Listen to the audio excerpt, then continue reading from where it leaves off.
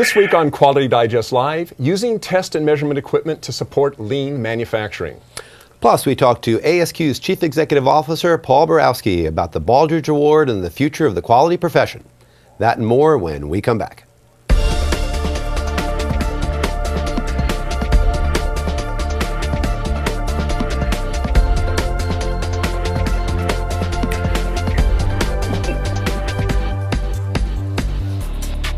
Welcome back to Quality Digest Live for December 2nd, 2011. QDL is your weekly look at who and what is making the news in the world of quality.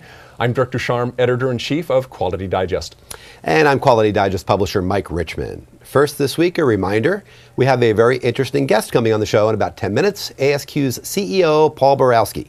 Now, I'm sure that many of you have questions for Paul, so if you do, please email us now, and now is critical, at qdl@qualitydigest.com, and we'll get them on the air for you later in the show. It's important to get that on early so that you get the questions in, we get them in the queue, and Dirk can get them on his iPad, and we can ask Paul the questions later. Okay, now let's turn to a pair of news items that caught our eye.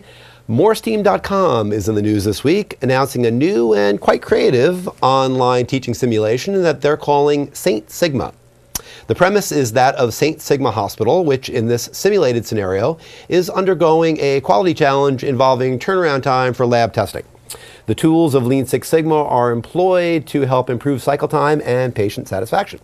Now, simulations of this nature are handy because they take common quality problems and present them for close inspection, collaboration, and benchmarking. Now, an actual case study involving real issues at a real hospital wouldn't be nearly as useful. There's issues of proprietary information and competition, all that kind of stuff.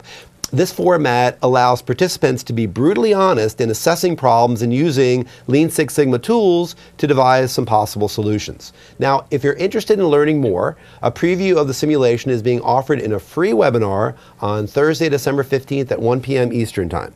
Check out the story link beneath this player for more information and instructions on how to register. So from Six Sigma to new sensors. That's right, of course. A team of university researchers, aided by scientists at NIST, have succeeded in integrating a highly efficient piezoelectric material into a silicon microelectromechanical system, a MEMS. Easy for you to say. It is. And for those of you who don't know what a piezoelectric material is, it's one that expands slightly when fed electricity, and on the flip side, generates a little bit of an electric charge when you squeeze it or compress it. The quartz in a quartz watch is a good example of a piezoelectric material. So researchers for a long time have been looking for something that has even more strength. The device they've come up with is 2 to 4 times stronger than existing, puts out 2 to 4 times more electrical signal than comparable materials that we've been exposed to recently. Sure. So, but here's the cool bit. At the same time, these devices work on about 3 volts, and they give out a lot more force than existing materials have.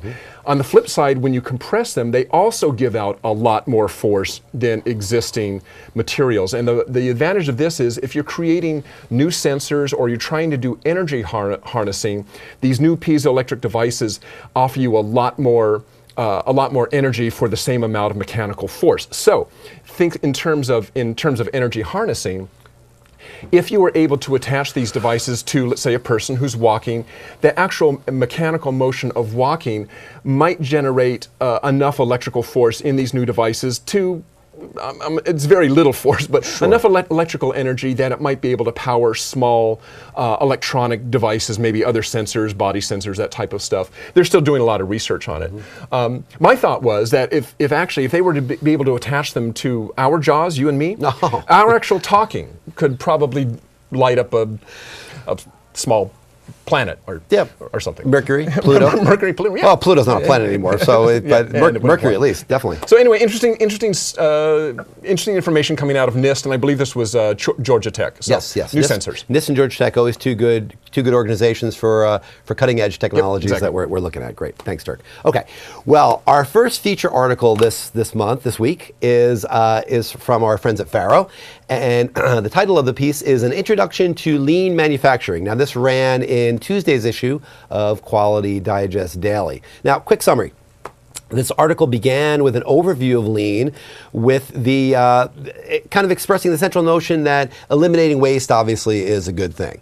So the article began by looking at the 7 deadly wastes, as we call them, of lean. The 7 deadly wastes, which are in order: waiting, right, is one; motion, over-processing, over-developing processes or machinery or parts or products; inventories and queues, this is a big one, the waiting, having stacked inventories, things of that nature; transportation is a big one, of course, that's a waste; overproduction is a big waste, and the one that quality assurance people most are familiar with is fixing defects and mistakes. If you have to go back and repair something, or you have to do an inspection of a part that was produced, and you find that there was a lot of defects and you have to throw out 25% of that batch, that's a huge waste as well. So again, this article began by looking at lean and looking at the wastes of lean and talking about things like Kaizen projects and blitzes and all that, all the things that go into what we all know of as lean within a manufacturing environment.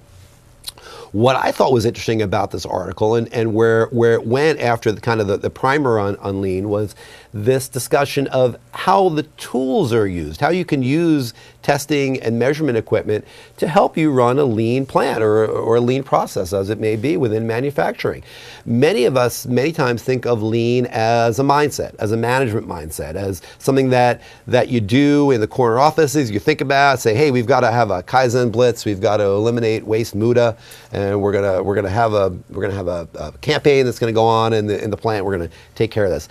But what many times you don't realize is that none of that happens unless you have the tools in place to make sure that it happens, right? You need to make sure that you can accurately measure, you can accurately test. And the point of the piece was that portable coordinate metrology equipment, testing and measurement equipment, like CMMs as an example, or laser trackers, whatever it may be, portable equipment where you can do this measurement is extremely useful. And in and of itself is a lean methodology.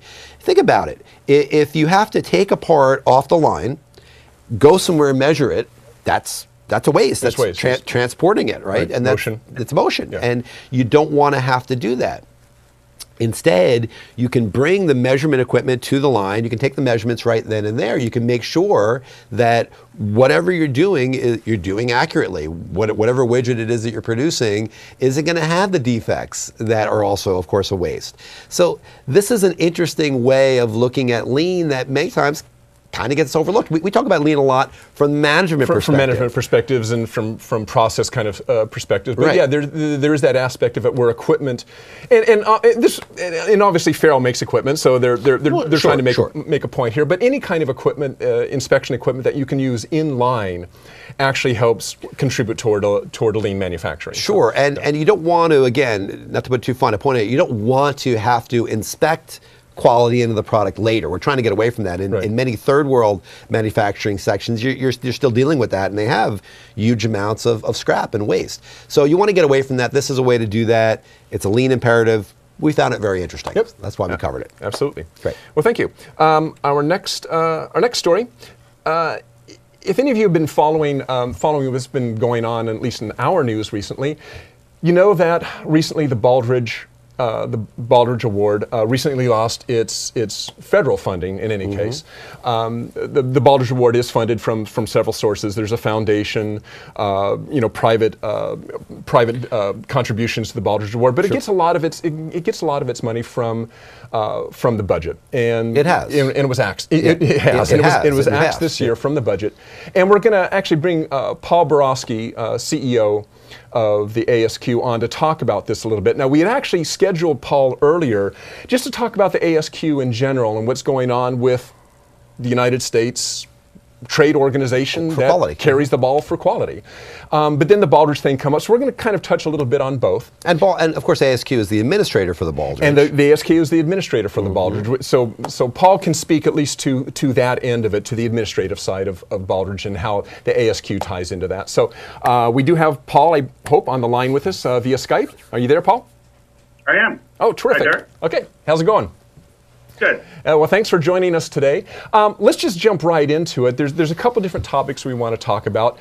As I just mentioned, in my perspective, and I'm sure many people's perspective, ASQ is the ball carrier for for quality in the United States. I mean, you guys are the ones who are carrying forward all the work that was laid down a long time ago by Juran and Deming and Feigenbaum, and you're the ones who kind of carry that forward into industry. And so you're a very important organization for us who work in the quality industry, in the quality profession.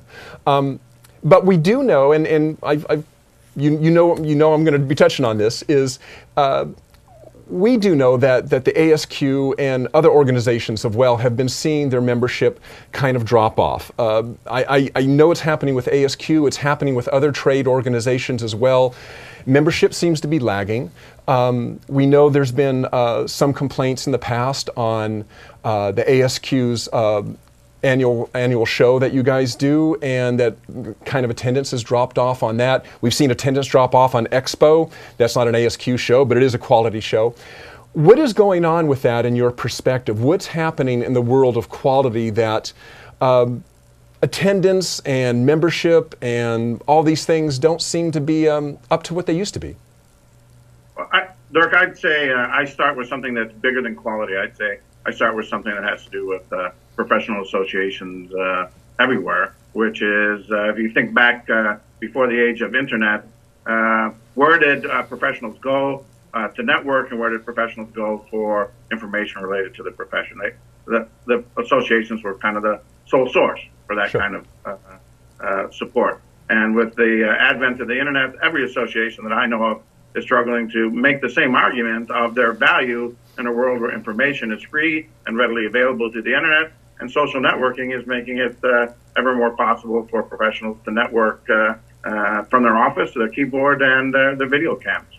So we're not the only ones. You look at most associations in America and in fact around the world, and then all of them are struggling to come to terms with that change in reality. And what is ASQ doing? I mean, how are you addressing this issue? I mean, obviously you don't want to see your membership drop off. I mean, what are you doing to interest your members more in being part of the ASQ? Well, we're looking there, through strategy and through better ways of anticipating the future. We're trying to increase our relevance. We also think there'll come a day and time where professionals will say we're so inundated with information. What we need now is the ability to discriminate between just readily available information and qualified and useful information. So I think associations will see a reemergence, if you will, of the importance of the role when they began to share with the community why their information has a value-added component of it. Good news for ASQ is our membership is actually growing now.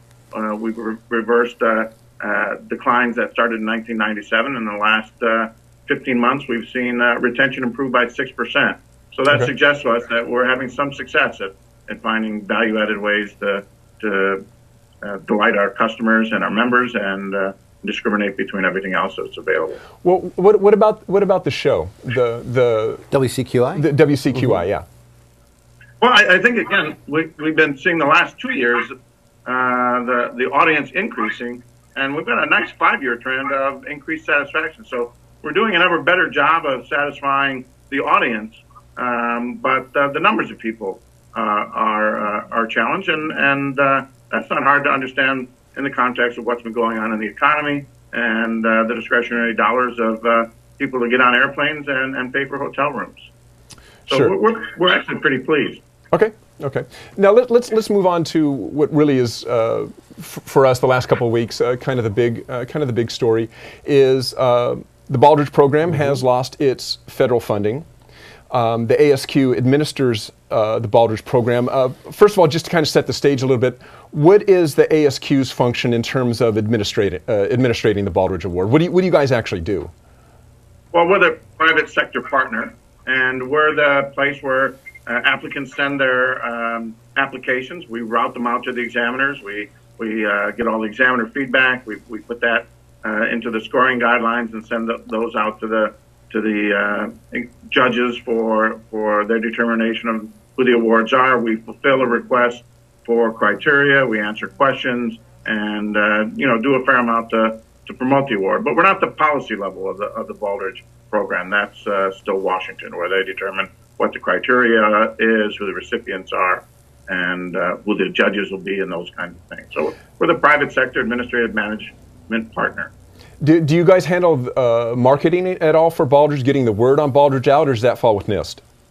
Well, the lead for that falls with NIST. We play a supporting role, just as you do and others do, at trying to get the word out. But it's not part of our contract role. Okay. Then just let me ask you then, in your opinion, do you feel that there was a failure of any kind in terms of either NIST or marketing efforts by NIST or ASQ to put enough pressure on Congress through basically through grassroots means, just getting the word out to us, the media, ASQ members and so forth, in terms of really getting the word out to Congress that this is an important issue that matters to American industry and competitiveness. Sure. Do you feel that NIST and ASQ did their part in that? Well, I don't think we can lay any blame at the doorstep of NIST or the Baldrige Award, because their hands are actually tied. They cannot lobby. So in their definition, they have no ability to go to Congress and knock on the doors. But we sure did, and we sure tried to get the word out, and we enabled democracy in action so our members could speak out, and we spent a terrific amount of time knocking on doors of both Congress and Senate to educate them. There's really a lack of understanding and appreciation for what Baldrige represents. Perhaps unfortunate is somewhere along the way there was an interpretation in Congress that it was about an award program, and why should the government fund an award program? So we had to do a lot of work to educate Congress on the fact that the award is just the outcome, but it's the process that was the value. The stories are phenomenal, but it was a really bad time to make an argument that a $10 million program needed to be saved when they're looking at billion and trillion dollar needs. So very hard to get the attention of Congress right now.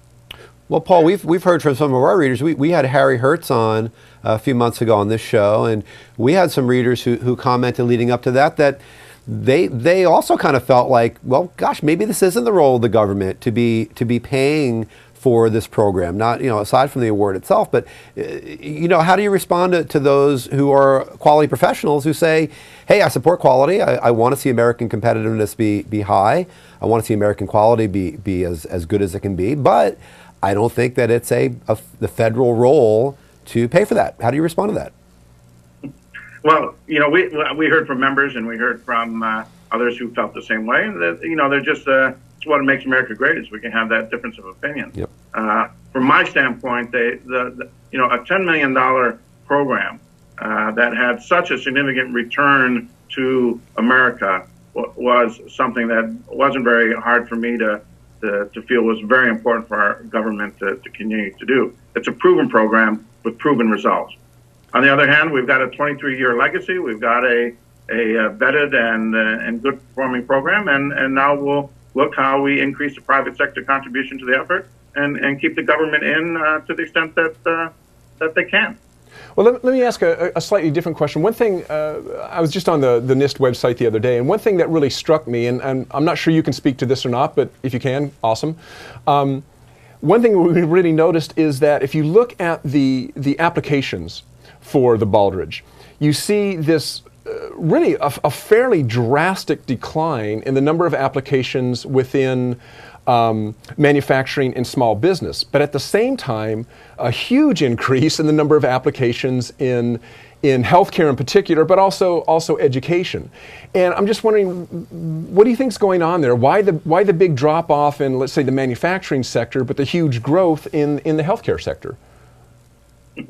If I knew the answers to those things, just like the stock market, right? Yeah, true.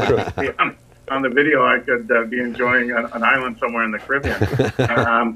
But for instance, last year, Baldrige launched a Baldrige Fellows program, and they had, I think, 12 fellows, several well-placed CEO from a large manufacturing. And what just seems apparent to me is that for whatever reason, it's very difficult to capture the attention of the executive long enough to understand what modern quality really is. And people have very outdated notions of what quality is and think it's something old and something that's not very important to them. But to listen to these Baldrige fellows at the end of their year-long experience articulate what they thought the value was, what they learned from it, what they intend to do in the future was really exciting. It just suggests that we collectively, I'd say the quality community, still have a lot of work to do in beating the drum. And I don't know if we spend the right proportion of time talking to the choir versus beating the drum for the parade. But we have a bigger job to do in convincing people that quality in a modern context is important. But for whatever reason, it's really lit up in healthcare, and I think we should all be encouraged by that. I also think that the economy would tell us a little bit about why manufacturers have had their heads down, and I think we would see that a lot of manufacturers have had their heads down and turned to the question of waste for a long time and waste reduction. And I'm encouraged that in the last year or so, I've seen the energy shift towards the rediscovery of the customer and the importance of the customer. So I think we'll see manufacturing show a greater interest in years to come. Okay, Paul. We just have a few seconds left for this segment, but real quick. So what happens now? No funding from the government. What's going to happen now with the Baldrige in terms of moving forward? So no funding from the government, but some support from the government. So at this point, NIST is still saying that they'll provide the space for the program and continue the sponsorship of the program. And the foundation is stepping up to the continuation of the program. They've already pledged $5.2 million for the 2012 cycle. And the community, I'd say the Baldrige community, the State Alliance, the Foundation, ASQ, and the Baldrige program have been sitting down to say, what new innovative model can we come up with for the continuation of this work? So I'm pretty excited that we're going to see some significant innovations, but we're also going to see the cost go up. So the benefit of the past, where the federal government funded the dissemination of the criteria and things like that, will now find you have to pay for the criteria if you want them. So access will go down, but I think the program will continue in a very strong and perhaps even excitingly innovative way. Okay. Well, Paul, thank you for joining us again this morning. My pleasure. Okay. And that's Paul Borawski, CEO of the American Society for Quality, the ASQ, talking about quality with the ASQ in general and the Baldrige specifically. And yeah, some really interesting stuff. I think Paul has some great insights there into the utility of the award of the Baldrige and why it is important. And hey, we've always been big supporters of the Baldrige. You know, yeah. we cover the Baldrige a lot, and we certainly want to see the Baldrige continue. And I think it's interesting that both our readership as well as Paul's customers, the ASQ members, which are many times one and the same, express many of the same ideas, the same fears of, well, should this be something that the government should be involved with? Right. And I think, as in many things, it's a kind of a gray area. Yes, there should be some support. Maybe they shouldn't foot the bill entirely with some of the other imperatives that the government is dealing with, but it's important to realize that it does help American competitiveness. So I think it's absolutely it's a good thing. Great. Absolutely. Well, great interview. So we have another interesting tech corner this week. Yes, we do. Let me whip this out. You all probably know what this is. This is a micrometer. This is an OD micrometer, outside diameter micrometer. This is a 2 to 3 inch OD micrometer. And you probably wouldn't want to see somebody do this with it.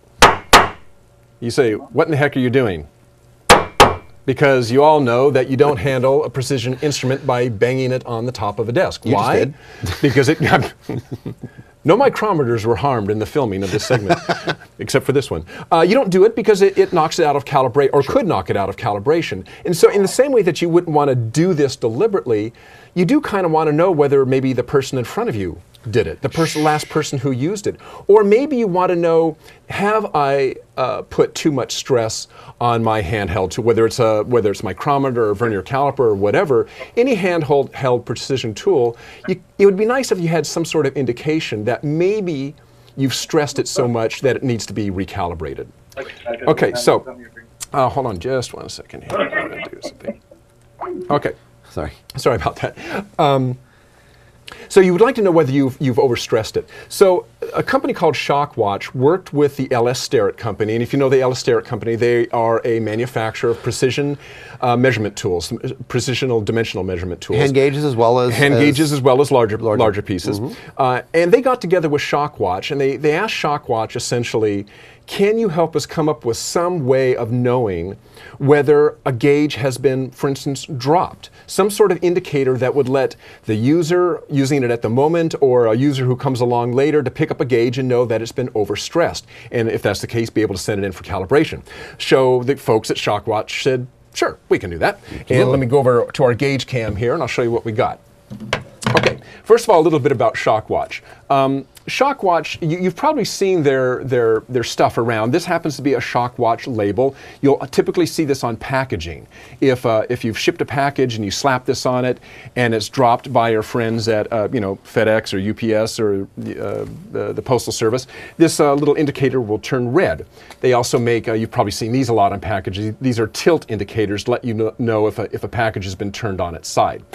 Well, what they've done is working with Starrett, they came up with a little indicator. Looks like, get it under the camera, looks like this. You can see right now this little indicator is white. And what you do is you attach that indicator to, let's say, a gauge. And if the gauge is dropped, the indicator is red. Now let me show you a little bit of video here, kind of show you what's going on. Daniel, if you'll roll that. Okay, oh, there we go. So here we see the beginning. It's on a gauge. We're going to drop this gauge onto the concrete, and it bounces in slow motion there with leaves flying. I recognize those leaves. And you see the indicator has turned red, indicating that it has been dropped, in this case, from about 3 feet. Mm-hmm. Now we're going to put down a little bit of pad.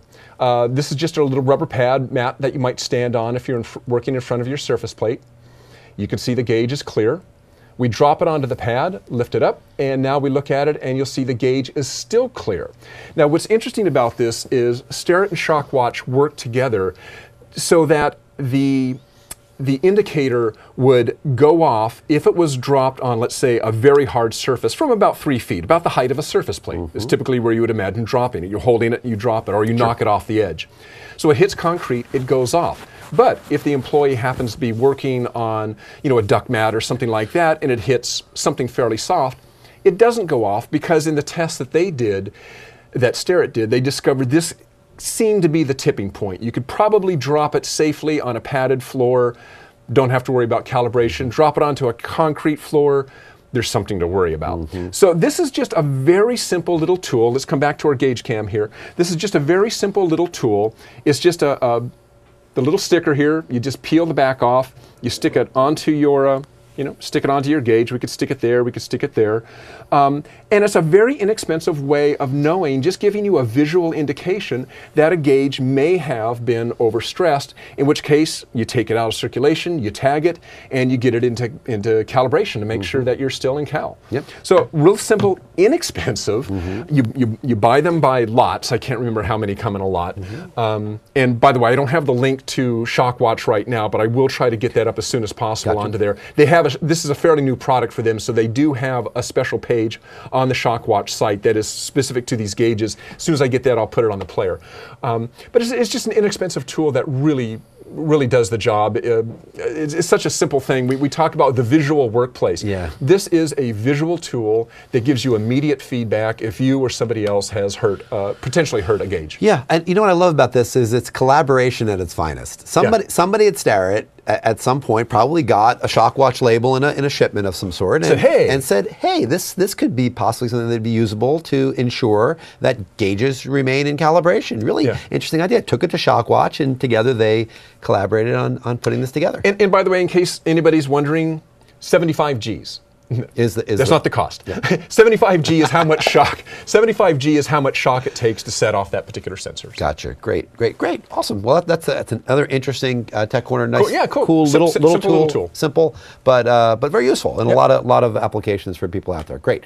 Well, that is our show for this week. Before we close, I want to remind everyone out there and tell you that we have a special issue of Quality Digest Daily coming up next week. That's right. And that is going to be on Tuesday, December 6th, this Tuesday coming up.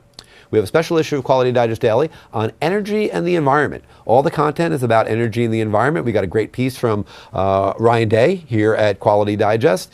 And we have a piece on Energy Star, a piece on ISO 50001, some interesting news items, a bunch of good stuff. And Ryan, if you could flip to the screen here. Or Daniel. Daniel. Yeah, Daniel. We'll We see got what it so looks many like. people Yeah. working here, it's hard to keep track of them, you know? It's going to look like one of our regular newsletters, except you'll notice the difference right at the top. It's going to be green. It'll say special edition. And so it'll be one of our, in place of one of our regular email newsletters, except it'll be totally devoted to environmental. Energy and the environment. So a topic that a lot of you are interested in. So make sure that you especially check out this Tuesday's issue coming up of Quality Digest Daily. And another reminder, we have 2 more special issues coming up in the coming weeks. On December 13th, we have a special on healthcare, That's right. which of course, as we saw from the Baldrige, is an area in which quality is becoming prevalent, always has been, but becoming more prevalent. And then on the 20th, we have an issue of Quality Digest Daily revolving around risk management, another key topic that many of us are chatting about. So look out for those special issues. You'll see them in your email inbox in the coming weeks. That's right. Great. So once again, thanks for joining us on Quality Digest Live. Thanks to Paul Borawski, CEO of the ASQ, for joining us as well. And we'll see you all back here next Friday. Next week. Have a great weekend, everybody. So long. See you.